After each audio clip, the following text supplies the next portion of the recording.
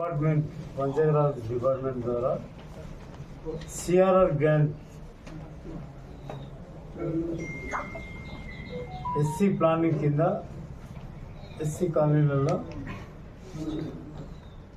196 ఓట్లకు గాను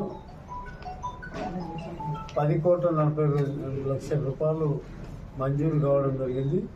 అంతర్గత సీసీ రోడ్లు కానీ అంతర్గత పొరుగునీటి కాలువలు కానీ నిర్మాణం కోసం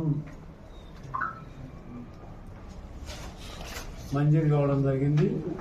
చేవెళ్ళలో 39 వర్కులు, నవాపేటలో 24 వర్కులు, మోయినాబాద్లో 49, షాబాద్లో 39, శంకర్పల్లిలో 45 వర్కులు, 196 వర్కులకు గాను 10,40,00,000 రూపాయలు మంజూరు కావడం జరిగింది. SC colony